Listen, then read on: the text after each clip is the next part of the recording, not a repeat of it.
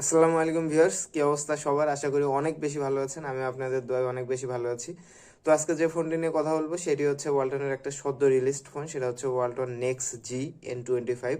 তো ফোনটার যেমন নামটা একটু অদ্ভুত, সেই সাথে ফোনটিতে কিন্তু বেশ কিছু সুন্দর ফিচার্স অ্যাড করা হয়েছে। আগে বলে ফোনটির দাম কিন্তু মাত্র 14,000 টাকা। তো 14,000 ওয়ালটন বেশ ভালো কিছু অফার করছে। তো ফুল ভিডিওতে সেগুলো আজকে জানানোর চেষ্টা করব। তো আমাদের চ্যানেলে নতুন হয়ে থাকেন তাহলে অবশ্যই সাবস্ক্রাইব করে আমাদের চ্যানেলের সদস্য হয়ে যাবেন, এবং যদি অলরেডি সাবস্ক্রাইব করে থাকেন তাহলে অসংখ্য ধন্যবাদ।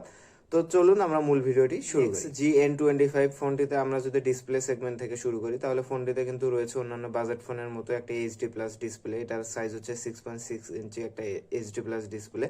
তো এটা মন্দের ভালো হচ্ছে এটার মধ্যে একটা 90 হার্জের রিফ্রেশ রেট দেওয়া হয়েছে। আপনারা জানেন হাই রিফ্রেশ রেট থাকলে আমরা যে স্মুথ কিছু এক্সপিরিয়েন্স পাই, যেমন আপনি গেমিং এর ক্ষেত্রে লো লেটেন্সি পাবেন। এছাড়াও আপনি যদি যখন ফোনটা স্ক্রল করবেন তখন একটা সুন্দর একটা ফিল পাবেন। অন্যান্য যে রেগুলার 60 হার্জ সেই ফোনগুলোর তুলনায় কিন্তু এই 90 হার্জ কিন্তু বেশ একটা ক্রিস্পি একটা ভাইব দেয়। তো এটা কিন্তু বেশ ভালো। অথবা আপনি স্ক্রল করতেছেন ফেসবুক বা কোনো পিকচার চেঞ্জ করতেছেন, তাহলে রিফ্রেশ রেট বেশি হওয়ার কারণে আপনি কিন্তু এটা থেকে একটা সুন্দর ফায়দা পাবেন। তো এটা একটা ভালো দিক। আর খারাপ দিকটা হচ্ছে এটা এইচডি প্লাস ডিসপ্লে, স্বাভাবিকভাবে আপনি এখানে রেজুলেশনের ঘাটতি পাবেন। হয়তো আপনি এই ফোনটা চালাইলে বুঝবেন না, কিন্তু যখন একটা ফুল এইচডি বা 4K রেজুলেশনের কোনো ফোনের পাশে রাখবেন তখন আসলে এটা আপনার চোখে ধরা পড়বে। তো নেক্সট যে বিষয়টা সেটা হচ্ছে এটার ব্যাটারিতেও কিন্তু রেগুলার 5,000 এমপিআর ব্যাটারি। এটা এখন আসলে সরকারি জাতীয় ব্যাটারি হয়ে গিয়েছে। সব ফোনে এখন 5,000 এমপিআরের ব্যাটারি থাকে। তো যেটা ভালো দিক সেটা হচ্ছে এই ফোনে কিন্তু 18 ওয়াটের ফাস্ট চার্জিং সাপোর্ট করে তা, এবং বক্সে কিন্তু আসলে 18 ওয়াটের দেওয়া হয়েছে কিনা সেটা আমরা দেখব। তো এই ফোনে কিন্তু 18 ওয়াটের সাপোর্ট করে, সেটাও মোটামুটি ভালো বলা যায়, অর্থাৎ মেনে নেওয়ার মতো। কিন্তু এই ফোনের যে আসল বিষয়টা সেটা কিন্তু আসলে এটার প্রসেসর, এটার কারণে সে আসলে তার কম্পিটিটরদের তুলনায় অনেক বেশি এগিয়ে থাকবে। তো সেটি হচ্ছে এটার যে প্রসেসর সেটা হচ্ছে ইউনিএসএসডি 616 একটা প্রসেসর। এটা কিন্তু একটা অক্টাকোর প্রসেসর, এবং এই যে প্রসেসরটা এটা কিন্তু আসলে অন্যান্য এটার কম্পিটিটররা যেমন টেকনো ইনফিনিক্সের কিছু ফোন আছে যেখানে T606 ব্যবহার করা হয়েছে, যেটা ছিল 1.6 GHz-এর, কিন্তু এটা কিন্তু 2 GHz-এর একটা অক্টাকোর প্রসেসর। তো অবশ্যই ওটা হচ্ছে এখানে প্রসেসিং ক্ষমতাটা ভালো পাবেন। তো ওয়ালটনের ওয়েবসাইটে দেখা মতো তারা দেখাচ্ছে যে এটা মিডিয়াটেকের G88 এর চেয়েও ভালো পারফরমেন্স দেখাচ্ছে। তো এটা আসলে হওয়াটা স্বাভাবিক, কারণ এটার ক্লক স্পিডটা বেশি। তো তারপরে বাজেট ফ্রেন্ডলি ফোন হিসেবে, বাজেট ফ্রেন্ডলি প্রসেসর হিসেবে এটা বেশ ভালো একটা প্রসেসর। সেই সাথে এটা ইন্টারনাল মেমোরি কিন্তু থাকছে। ওয়ালটন যদিও ক্লেম করতেছে যে তারা 8 জিবির একটা র্যাপিড মেমোরি দিয়েছে, আসলে 4 জিবি কোনো কাজের না, কারণ এটা হচ্ছে সফটওয়্যার বেসড। আর বাকি 4 জিবি আসলটা হচ্ছে এটা 4 জিবি র্যাম।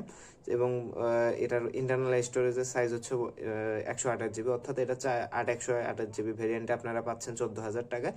তো এছাড়াও ফোনটির আরও ভালো যেটা মোর একটা ভালো দিক, যেটা হচ্ছে আসলে সবাই চায়, সেটি হচ্ছে এটার যে ডিসপ্লেটা সেটা, এবং এটার ডিজাইনটা আসলে ওয়ালটনের ফোন হিসেবে এত সুন্দর ডিজাইন আমরা আগে দেখিনি। অ্যাটলিস্ট আমি দেখিনি। আসলে এটার ডিজাইনটা বেশ সুন্দর করার একটা আইকেসি ডিজাইন করার চেষ্টা করা হয়েছে, এবং ডিজাইনটাও বেশ মিনিমালিস্টিক। এবং সেই সাথে সাইডে ফিঙ্গারপ্রিন্ট দেওয়ার কারণে ফোনের সৌন্দর্যটা আরও বেড়ে গিয়েছে। এটার ক্যামেরা কিন্তু ক্যামেরায় ট্রিপল ক্যামেরার সাথে নিচে ফ্ল্যাশটাকে আলাদা করে দেওয়া হয়েছে। তো এটা কিন্তু দেখতে বেশ সুন্দর লাগতেছে, এবং এটা 3টা ভেরিয়েন্টে লঞ্চ হয়েছে, সেটা হচ্ছে আপনারা স্ক্রিনে দেখতেই পাচ্ছেন। তো 3টা কালারই কিন্তু আসলে খুব আকর্ষণীয় কালার আমার কাছে মনে হয়েছে। আসলে এটার পারফরমেন্স কেমন হবে, এবং অথবা এটার gaming test, video test, camera test নিয়ে আমাদের চ্যানেলে আলাদা করে একটা ভিডিও আসবে ইনশাল্লাহ। তো সেই পর্যন্ত আমাদের চ্যানেলের সাথেই থাকবেন আশা করি। তো এরপরে আমরা যে সেকশনে যাব সেটি হচ্ছে এটা ফোনের ওভারঅল যদি পারফরমেন্স বলেন, এটা কিন্তু আসলে অ্যান্ড্রয়েড 13-এ চলে আসছে, এবং তারা একটা নতুন ওএস নিয়ে আসছে, সেটা হচ্ছে ডিটো ওএস। আশা করা যাচ্ছে এখানে কিছু আপডেট পাওয়া যাবে, কারণ আমরা জানি যে আসলে স্যামসং বা হচ্ছে ওয়ালটন যে দেশীয় দুটো ব্র্যান্ডের ফোন, এদের ফোনে কিন্তু নর্মালি কোনো আপডেট আসে না, কোনো ওএস আপডেটের তো বালাই নাই, কোনো সিকিউরিটি আপডেট, কোনো সফটওয়্যার আপডেট কিছুই আসে না। আসলে এগুলোই আমাদের দেশের বা আমাদের ফোনের ড্রব্যাকসগুলো। এছাড়াও এখানে অনেক দরকারি ফিচার্স থাকে না। তো এই বিষয়ে আসলে ওয়ালটন বা সিম্ফনিকে আসলেই জোর দেওয়া উচিত। তবে নর্মাল ইউজের জন্য যারা ইউজ করবেন সেখানে কিন্তু একটা ভালো পারফরমেন্স পাবেন, কারণ এখানে সিম্ফনি বলেন, ওয়ালটন বলেন, সবগুলো কিন্তু ঘুরে ফিরে অনেকটা স্টক অ্যান্ড্রয়েডের মতো রাখার চেষ্টা করা হয়, যাতে এটা স্লো না হয়ে যায়, এবং অনেক লাইটার রাখার চেষ্টা করা হয়। এই ফোনগুলোতে একটা ভালো দিক হচ্ছে যেমন হচ্ছে শাওমি অনেকে অ্যাড দেয়, কিন্তু এই ফোনগুলোতে কিন্তু আপনারা এরকম অসহ্য লেভেলে অ্যাড পাবেন না, এটা একটা ভালো দিক। এবং সেই সাথে দেশীয় ব্র্যান্ড হিসেবে ওয়ালটন দিন দিন সেভাবে যাদের ফোনগুলো যেভাবে তারা হচ্ছে ইমপ্রুভ করতেছে, এটা কিন্তু আসলে প্রশংসার দাবি দেয়, এই জন্য একটা বিগ থামস আপ ওয়ালটনের জন্য। সেই সাথে এই ফোনে কিন্তু আরও কিছু এক্সট্রা ফিচার্স দেওয়া হয়েছে, যেমন তারা বলতেছে যে এটা হচ্ছে অনেক সময় তারা ল্যাব টেস্ট করেছে, সেই সাথে এটাতে IP52 রেটিংস রয়েছে, অর্থাৎ এটা বলা যায় যে স্প্ল্যাশ প্রুফ, যেটা হচ্ছে অন্যান্য ব্র্যান্ড বলে স্প্ল্যাশ প্রুফ, সেটাকে তারা IP52 রেটিং হিসেবে মার্কেটিং করছে। অর্থাৎ এখানে হালকা পাতলা পানির ঝাপটা লাগলে ফোনের কিছু হবে না, তবে ভুলেও এই ফোনটা ডুবাইতে যায় না ভাই, তাহলে কিন্তু ফোনটা ডেড হয়ে যেতে পারে অথবা পানি ঢুকে নষ্ট হয়ে যেতে পারে। তো এই ব্যাপারটা অবশ্যই খেয়াল রাখবেন। অর্থাৎ হালকা পাতলা, ধরুন আপনি হচ্ছে খুব হালকা বৃষ্টিতে বের হইলেন বা কোনো কারণে ফোনটা বের হয়েছেন, অর্থাৎ সামান্য পানির ঝাপটা লাগলো আপনি ধুয়ে ফেললেন, তাহলে ফোনের কোনো ক্ষতি হবে না। তো এটা কিন্তু আসলে বেশ একটা ভালো দিক। সেই সাথে এটাতে অনেক সময় তারা ড্রপিং টেস্ট করেছে, তো সব বেশ শক্তপোক্ত, স্ট্রাকচারটা দেখে মনে হচ্ছে বেশ শক্তপোক্ত।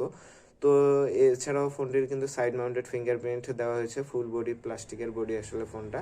সামনে 6.6 ইঞ্চির যে ডিসপ্লে দেওয়া হয়েছে সেটা 90 হার্জ সাপোর্ট করে, যেটা আমি আগেই বললাম। তো এই ছিল এই ফোনের ভালো দিক।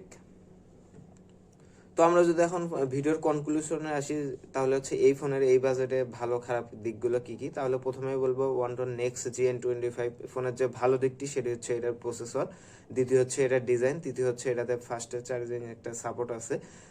তো এই বিষয়গুলো আসলে এই ফোনটিকে এর কম্পিটিটরদের তুলনায় বেশ এগিয়ে রাখবে, কারণ এটার কম্পিটিটর যে ইনফিনিক্সের হট 40 আইফোনটি আছে সেটাতে কিন্তু T606 প্রসেসর ব্যবহার করা হয়েছে, যেটি একদম ব্যাকডেটেড প্রসেসর এবং এটার চেয়ে অনেক কম পাওয়ারফুল, ক্ষমতা সম্পন্ন।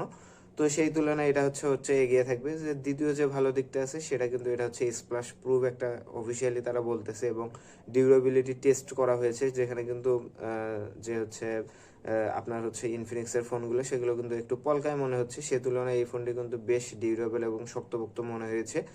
তো এই বিষয়গুলো আসলে এই ফোনটিকে এগিয়ে রাখবে। তো দেশীয় ব্র্যান্ড হিসাবে ওয়ালটন যে হিসাবে এগিয়ে যাচ্ছে, এটা কিন্তু আসলে প্রশংসার দাবিদার। আমরা আশা করব ভবিষ্যতে তারা এই বিদেশি ব্র্যান্ডগুলোর সাথে কম্পিটিটর করার মতো এই দামে আরও অনেক ভালো স্পেক নিয়ে ফোন আসবে। তো সেই সুন্দর দিনের প্রত্যাশায় আজকের ভিডিও এখানেই শেষ করছি। তো ভিডিওটি কেমন লাগলো জানাতে ভুলবেন না, এবং আমাদের চ্যানেলে নতুন হয়ে থাকলে সাবস্ক্রাইব করে আমাদের চ্যানেলের সদস্য হয়ে যাবেন। তো আজকে আর বাড়াবো না, আজকে এই পর্যন্ত। দেখা হবে পরবর্তীতে নতুন কোনো ভিডিওতে। সেই পর্যন্ত সুস্থ থাকুন, ভালো থাকুন, আল্লাহ হাফিজ।